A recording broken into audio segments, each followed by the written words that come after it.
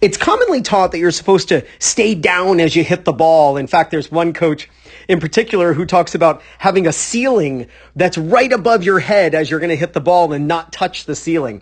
Well, I'm here to tell you that the most efficient and best forehand you can hit, you are simply not going to be doing this. So here we've got Nadal to show us exactly that. Let me draw a line straight across Nadal's eyes.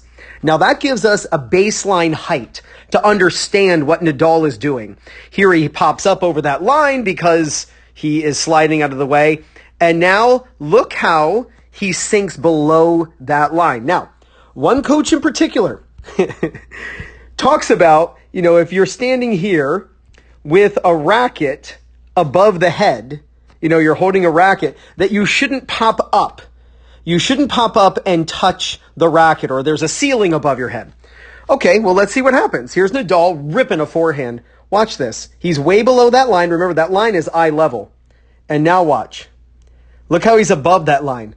Look at the explosion from his lower body, that his legs are bent and now they straighten. Now, here's the interesting thing. They straighten before he hits the ball. Watch this again. This is very detailed. He's below that yellow line. Remember, that yellow line is his standing height where his eyes are. So his eyes are below that yellow line. And now he's above that yellow line. Very easy to see. But I want you to notice he's not going up as he hits. He goes up, and then when he's hitting the ball, his head is no longer going up. He's already done with his explosion by the time he hits the ball.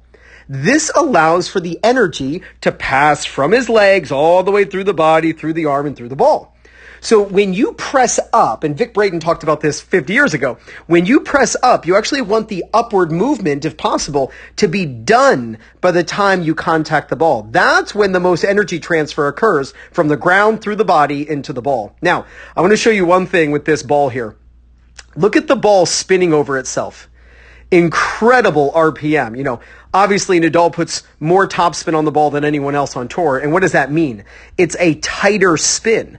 The ball spins more times per minute than any other player in the world. And partly due to the explosion that he has with his legs. So work on this. Sink down low and then explode up. Press down against the ground in order to use the energy through the body into the ball. I will say one thing. Notice he doesn't jump. And what I mean by that is his back foot does not leave the ground. For you righties, that's your right foot. As a lefty, that's the left foot. Look how his back foot never leaves the ground. The toe is always on the ground. So he's lifting up. He's not jumping. Just an amazing forehand. Now, the best way to practice these techniques is at home with a Topspin Pro. You can get a Topspin Pro using my link in the description. I'm also going to pin it in the first comment. I absolutely love the Topspin Pro, and I know you will too.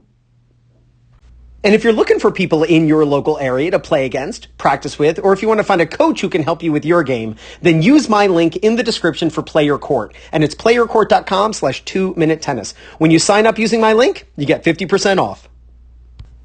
So before you hit the ball, I want you to sink down, bend your legs, and then explode up prior to contact, transferring the energy through your body into the ball. And when you do, there's no doubt you're going to gain confidence, win more matches, and play much better tennis. This is Ryan Reedy from 2minutetennis.net. You got this.